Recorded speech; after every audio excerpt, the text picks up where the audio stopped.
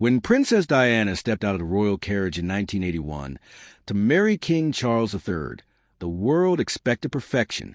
Instead, millions were shocked by the overwhelming size and theatrical design of her wedding dress. Created by David and Elizabeth Emanuel, the gown featured enormous puff sleeves, layers of ivory silk taffeta, and a record-breaking 25-foot train that instantly became one of the most talked-about fashion moments in modern history.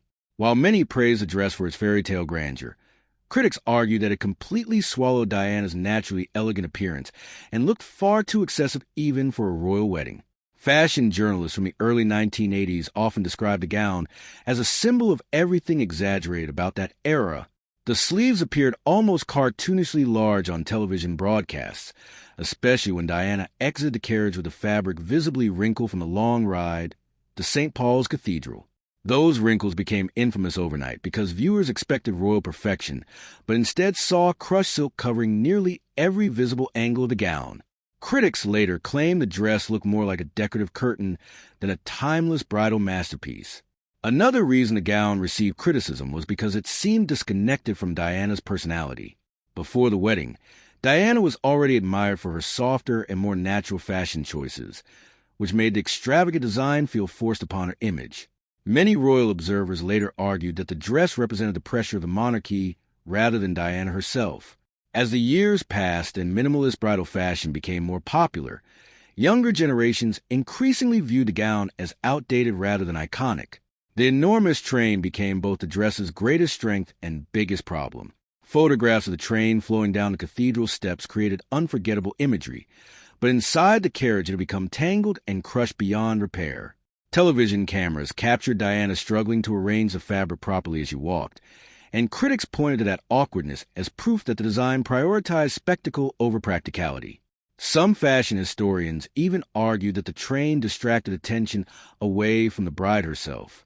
The sleeves became perhaps the most controversial detail of all. Throughout the late 1980s and early 1990s, designers copied the oversized royal silhouette everywhere, but by the end of the decade, those same sleeves were mocked relentlessly.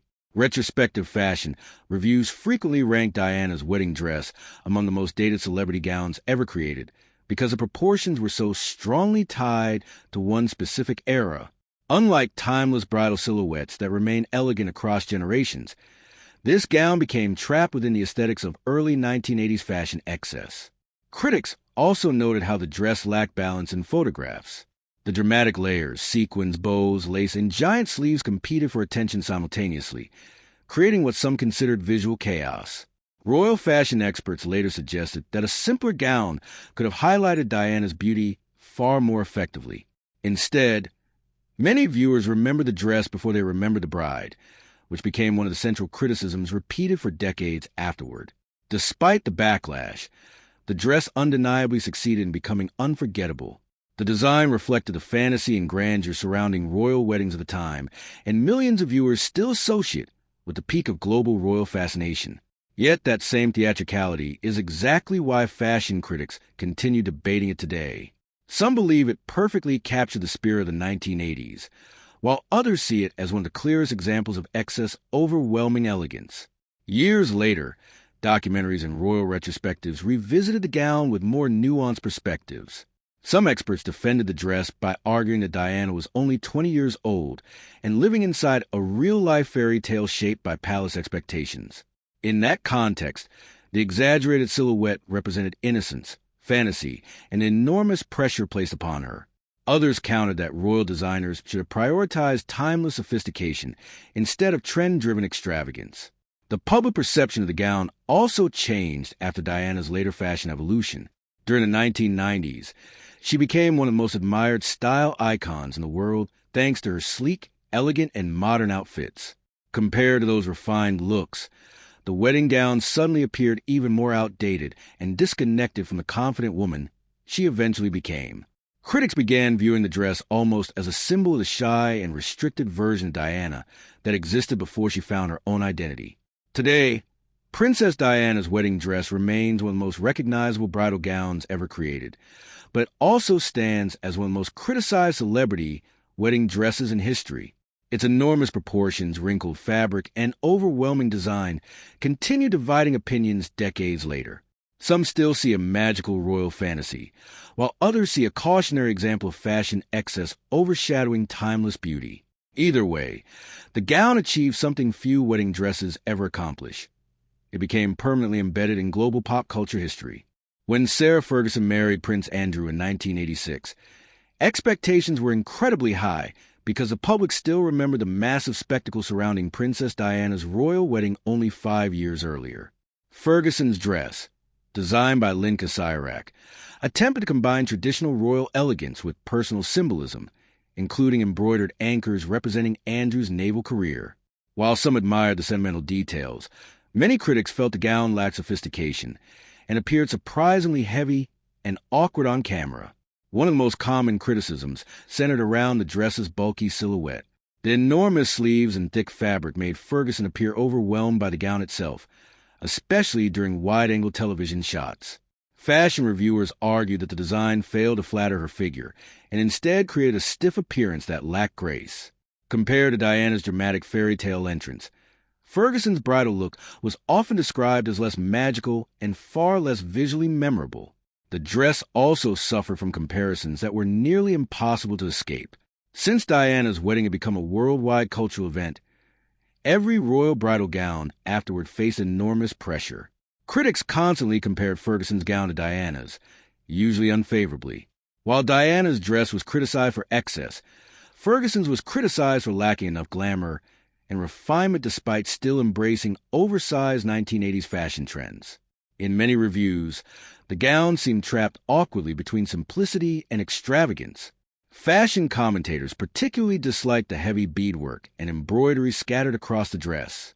On television broadcasts, certain details appeared cluttered and overly decorative rather than elegant. Critics argued that the design lacked a clear visual focus, making the overall look feel confused instead of harmonious.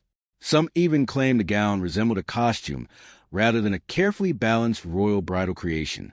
Another issue involved the hairstyle and accessories paired with the gown. Ferguson's voluminous hair combined with the already dramatic sleeves and large veil created what many viewers considered visual overload. Fashion magazines later revisited the wedding and described the styling choices as excessively rooted in 1980s trends that aged poorly over time. Unlike more timeless royal bridal looks, the entire appearance became heavily associated with a single decade. The fit of the gown also received criticism during and after the ceremony. Some observers believed the dress looked stiff around the shoulders and torso, limiting natural movement. Because royal weddings are watched so closely around the world, even small imperfections became major talking points in newspapers and television discussions. Critics suggested that the gown lacked the effortless elegance expected from such a historic occasion. Despite the criticism, supporters of the dress argued that Ferguson intentionally wanted something more personal and less intimidating than Diana's legendary gown. The embroidered details carried emotional meaning, and the overall design reflected the romantic optimism of mid-1980s royal fashion. Admirers believed the gown suited Ferguson's warm personality better than a colder or more minimalist design would have. Over time, however, the dress continued appearing on lists of the most criticized celebrity and royal wedding gowns of the 20th century. Much of that criticism came from changing fashion standards. As sleek and minimalist bridal trends became dominant during the 1990s and early 2000s, Ferguson's heavily decorated silhouette began looking increasingly outdated. The once fashionable sleeves and embellishments transformed into symbols of an era many later mocked. Royal historians also noted how the dress reflected the immense pressure placed on women marrying into the monarchy during that period. Designers were expected to create gowns large enough to impress millions of viewers watching globally, yet elegant enough to survive future fashion trends.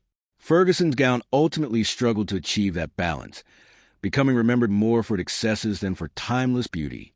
Today, Sarah Ferguson's wedding dress remains one of the most debated royal bridal looks ever created. Some viewers appreciate its romantic symbolism and classic 1980s royal atmosphere, while others consider it one of the clearest examples of how trend-heavy fashion can age poorly. Whether admired or criticized, the gown continues fascinating royal watchers decades later because it perfectly captures both the glamour and the fashion risks of celebrity weddings during the 1980s.